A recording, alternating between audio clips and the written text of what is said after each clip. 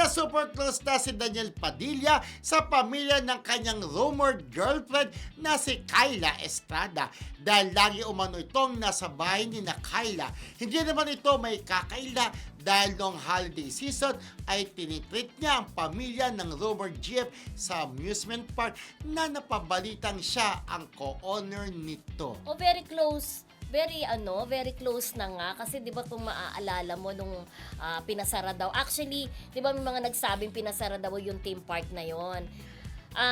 Half-half lang. Kasi halimbawa, kung magsasara yung theme park na yun ng alas 12, pinaagahan lang yung pagsasara. Parang Yes. hanggang 7:30 lang para ma-enjoy nila Daniel. Daniel yung ano. Pero ang sabi Masasama yata, mo buong pamilya, alam mo kung bakit. Nandun si Janice de Belen, yung idolo, ang mga anak niya. Si Ina, kasama pa si Jake Vargas, di ba? Tapos si Luigi, na anak ni Janice kay Aga, na nandun din ang mga apo ni Janice. At nandun din yung mga ilang kapatid ni Daniel Padilla. So doon mo malalaman talaga na yung family, Oo, close na nagkakaroon na talaga. talaga Yeah. ng May bonding. May bonding Oo. na talaga.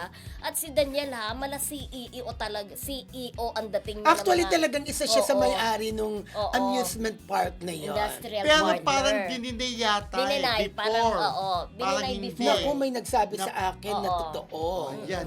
Baka Pero- namin. pero- Pero ang ganda nun di ba, yung amusement park. Oo, pero nagsalita, kumbaga nagbigay ng statement kung sino yung totoong may-ari, di ba? Na Nag-deny ano ko eh. rin noon. Nag-deny eh. Kumbaga, kahit man pagmamay-ari niya o hindi, napaka-sweet pa rin ng Correct. gesture na yon. Na baka diba? kaibigan naman ni Daniel May-ari, kaya Oo. pinagbigyan siya. O sige, dito kayo mag-isi ng ilang oras. O, di Pero ba? tsaka sabi chami-chami talaga na ng raw si kaibigan Jake. ko eh. Si Jake Vargas at saka si Tanungin, si tanungin mo si Daniel. Janice de Belen. Hindi, kaibigan ko. Oo. May-ari? Na pumunta siya doon. Si At, Daniel daw. at may project pa siya doon. Ay, talbog!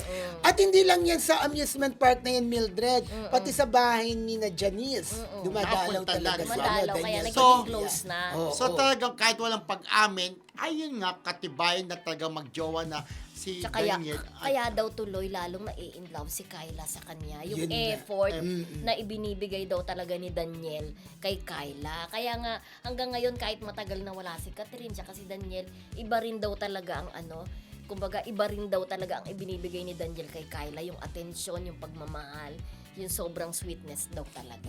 Kaya kung ganyan, di ba, na very Paano open di ka na rin ma-in-love, sila. diba? Correct, kahit very open na rin si Kai at saka si Daniel, sana si Catherine naman, kung sino man talaga ang bago niyang Diyo, umamin niya rin sana, di ba? Okay, Okay. pakita niya daw, wag niya nang itago kung meron na nga talagang bago, di ba?